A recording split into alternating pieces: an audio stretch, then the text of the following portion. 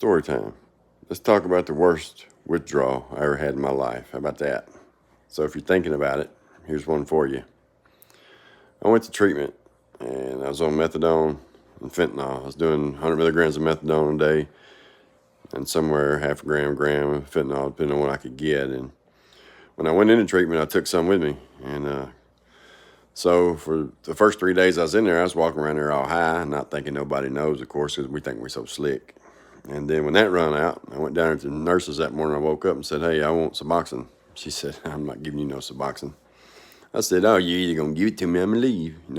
We can be big babies. And so we go back and forth on it. And what I didn't know is they were talking to my ex about it the whole time. And so I'm telling them, "Look, you're going to give it to me." So finally the program director, dude, or whatever, comes in there and he's like, "All right, since you want it, we're going to give it to you."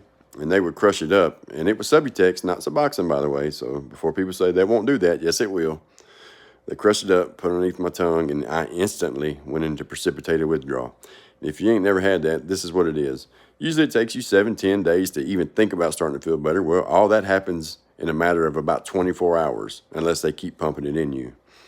The second that they put it underneath my tongue, I started using the bathroom on myself, throwing up, snot running out my face, and I said, "Hey, man, I need my phone." He said, "Well, about that." And I said, "Well, about that, I'm going to count to 3, and you're going to see a side of me you don't want to see." So he said, "I'm going to give you your phone." And well, I called my ex, and I said, "Come and get me." She said, "I'm not coming to get you, and you're not coming home." But what she went on to say to me was, "I don't understand it, Dane." She said, "I've seen you go through it in jail like a man. You stand there at visit telling me you was fine, on the phone telling me you was fine when I know you were dying. But out here on the street, you act like a little girl." True story.